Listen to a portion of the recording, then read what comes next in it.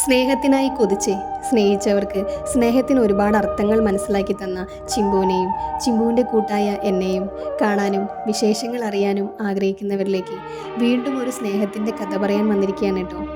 ഇന്ന് നല്ല മഴയുള്ള ദിവസമായിരുന്നു.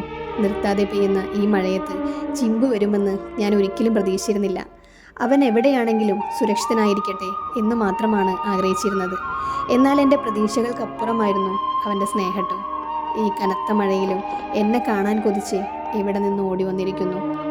എന്ന ഒരിക്കൽ എവിടെയോ നഷ്ടപ്പെടുത്തി പോയ സ്നേഹം തിരികെ കിട്ടിയ സന്തോഷമായിരുന്നു എന്നെ കണ്ടപ്പോൾ അവൻ്റെ മുഖത്ത്.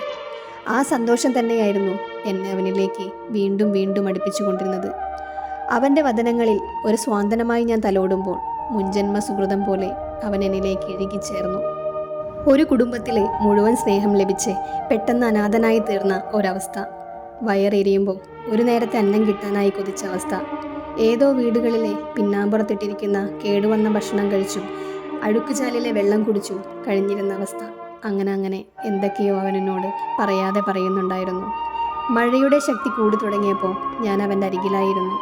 അവൻ എന്തൊക്കെയോ ആലോചിച്ചിരിക്കുന്നുണ്ടായിരുന്നു. വീണ്ടും അവൻ്റെ കണ്ണുകൾ ആരെയോ തിരയുന്ന പോലെ എനിക്ക് തോന്നി. വളരെ സന്തോഷത്തോടെ നിനക്ക് ഞാനുണ്ടെന്ന മട്ടിൽ മഴയെ ചൂണ്ടിക്കാണിച്ച് കുശലം പറഞ്ഞു. ഞാൻ അവനോട് സംസാരിക്കുമ്പോൾ വളരെ കൗതുകത്തോടെ ഇനി ഞാൻ അനാഥനല്ല സനാതനാണെന്ന മട്ടിൽ ഇടയ്ക്കിടയ്ക്ക് എൻ്റെ കണ്ണുകളിലേക്ക് നോക്കുന്നുണ്ടായിരുന്നു.